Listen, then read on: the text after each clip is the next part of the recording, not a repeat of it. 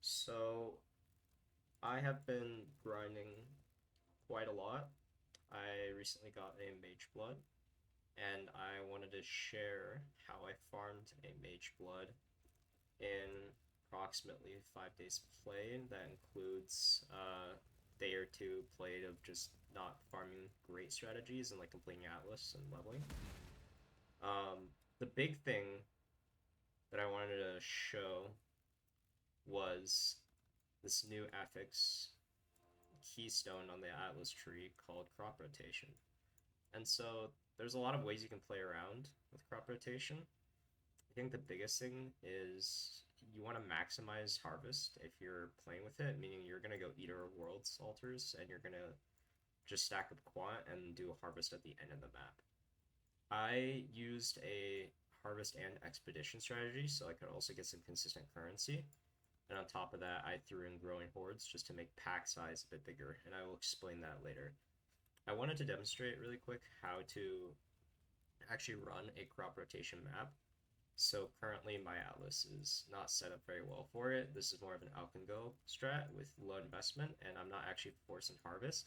For the sake of this video though, I am going to be forcing harvest just so I can demonstrate.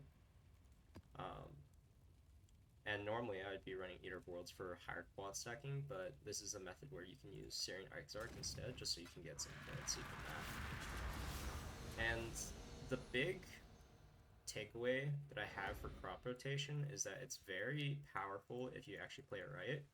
And there are high ceilings and low floors. So if you get a harvest that is like 3 plots, you're kind of just praying for non-wilt procs.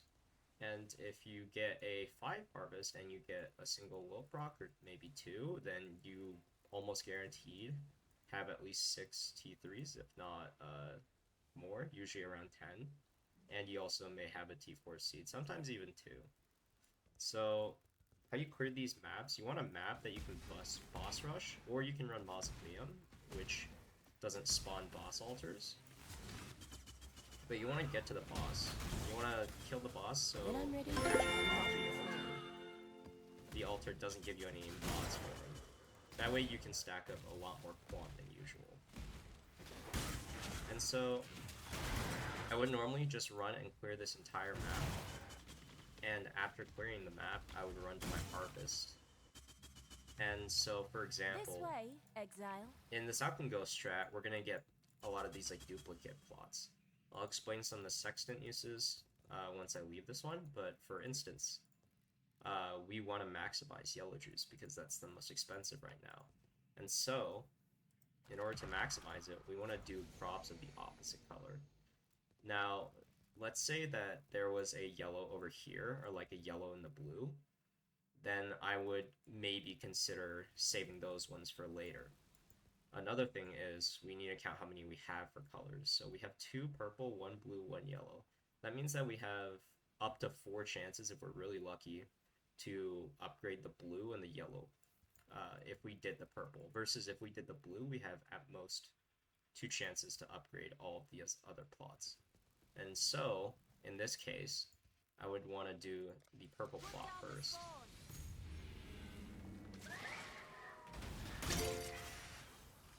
So once we do that, we see there are some tier 2 seeds coming up.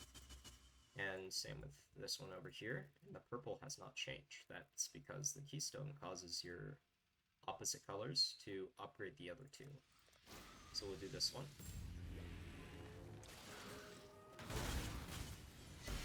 And so now we see we have a tier 3 seed in each of these, and this yellow one over here has actually gotten lucky and procced 3 times. So, in this case, because we're maximizing yellow, the choice is pretty simple.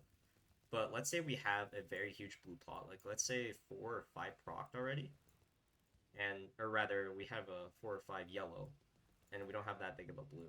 You have a choice of gambling and just taking your 4 yellow, which is usually already enough to make a profit off the map, and get an even bigger blue.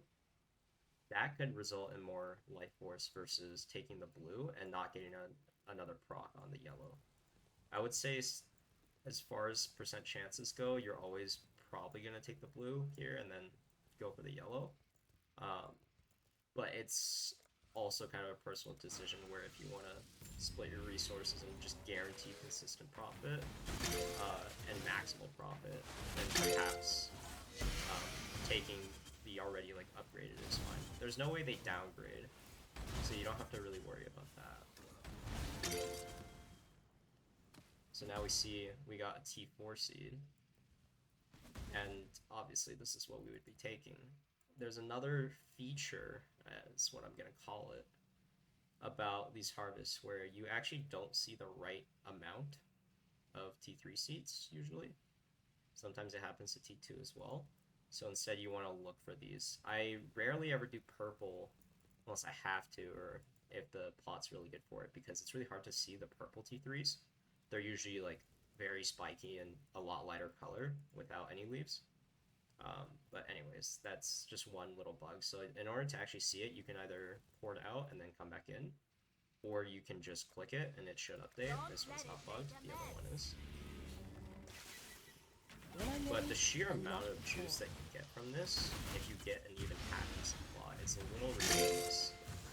And there's a lot of ways you can actually maximize it even more. The number of T4 seeds is also kind of ridiculous, and you can get doubles because of the how it scales really. And so you have a lot of potential to make some big currency as well from it, because you get a Sacred Blossom and you kill a Shabi and you get a Shaco. Forbidden Shaco can roll some pretty insane mods. How I actually made pretty much one of my Apothecary cards was getting a Intended Doom Shaco. That's more luck than anything, obviously, but you have a lot of opportunities. You can also just sell it for Divine, though I would almost always do the actual Sacred Blossom, so you can just get the Light Force that sells for Divine anyways. There's also options of using Light Force in different colors to roll Essences, Delirium Orbs. Assuming Delirium Orbs actually go up in price more, rolling for Skittering could also be an option. That's what I did last time, and I actually had some pretty good results with it, but it is very RNG.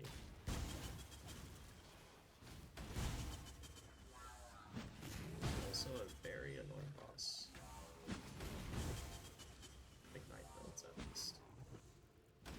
What you're looking at profit-wise, using a pretty min-maxy strat with growing hordes and a lot of the other key notables centered around Harvest, you're looking at around a third of a Divine Light Force every single decent Harvest.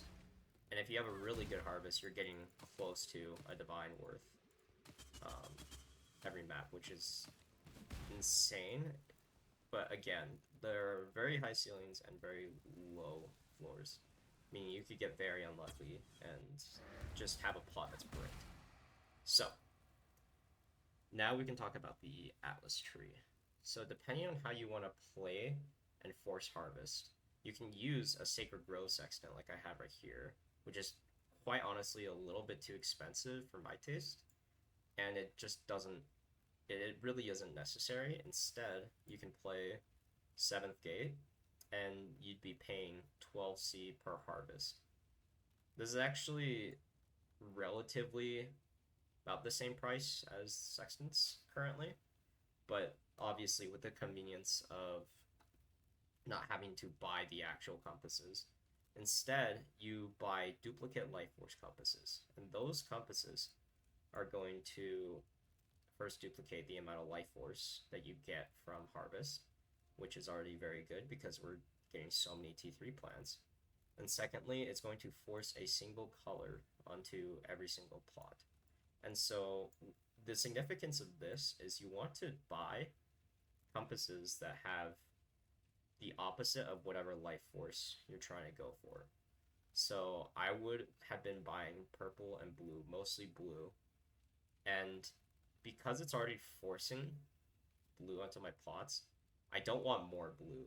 Because if I get a plot with 2 blues, I have to bank on the idea of it not wilting so I can get 2 procs to upgrade another plot. But it's a lot more pointless to have an extra extra blue spawn there versus a yellow, which might get buffed up if there is a non-wilt crop.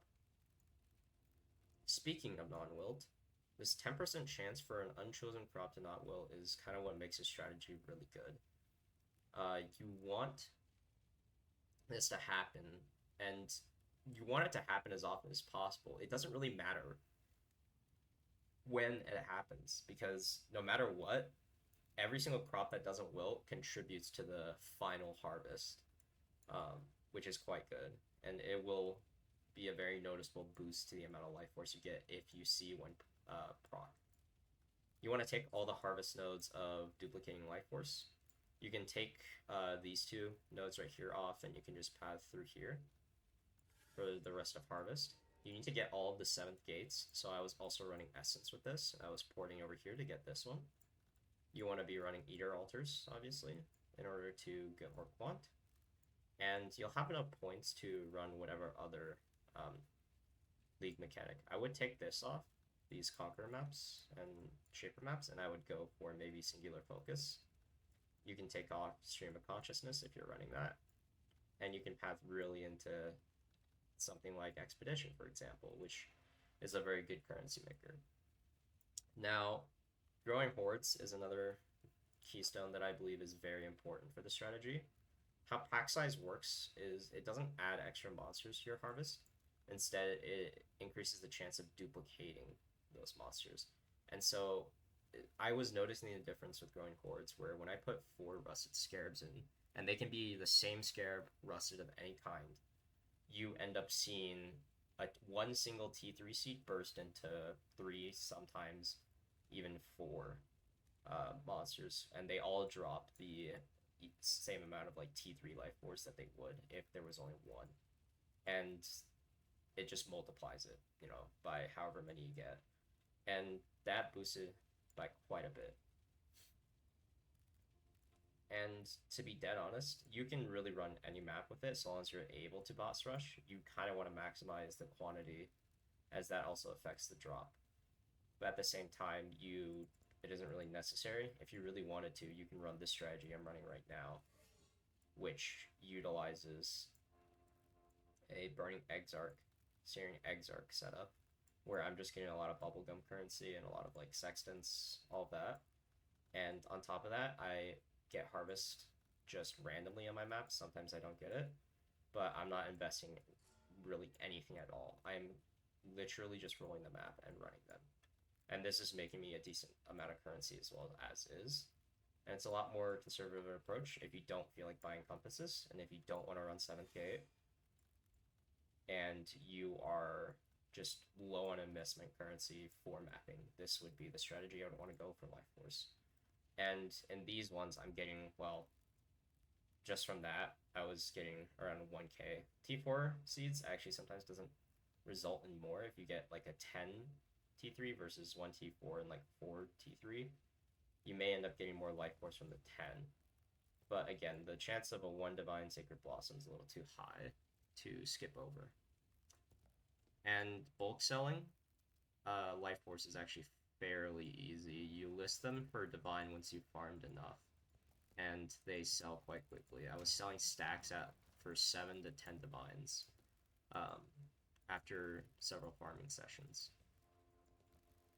I think the big thing is having a character that is able to do the harvest, and they're fairly easy because of the way the monsters spawn. You have time to ramp damage, so trap builds and stuff will work. You also can just play Caustic Arrow, literally anything that is able to kill those mobs and those groups. And the only thing you have to watch out for, obviously, are the super buff Soul Eaters, but in softcore it's kind of a non-factor. You just play around it. I would say a good map set is definitely Dunes and Mesa. That's what I was running. Dunes, you can just sprint to the end and kill the boss and then re-clear from there. Or you can do Mesa, which you saw. I literally run to the boss and go around the entire Mesa and go to the harvest. So that is basically it for crop rotation. I believe crop rotation is going to be a very, very strong way to maximize harvest currency farming. I think that it is a lot better of a strategy actually than normal harvest farming. I think the one caveat to that is being able to take Wandering Path. And Wandering Path is, there it is going to essentially allow you to more of a specific juice. It lets you take a lot more quant. It's a lot more powerful if you can set it up properly, and it also allows you to invest into Syrian Exarch for that, which is already in and of itself a very strong currency farming method. It may actually just be better overall than harvest farming, but I think the potential with crop rotation is very high, and I find it extremely engaging as a mechanic. Because it really is a new way to play harvest versus just looking through plots, seeing if there's two seeds, two T3 seeds, clicking or not clicking, and going away. It feels a lot more rewarding to properly uh, build up your big seed and your big plot. I think it is overall healthy for the game to have something like this. I do hope that it is helpful and that someone can use this information to just kind of start farming on their own. And yeah, until next time.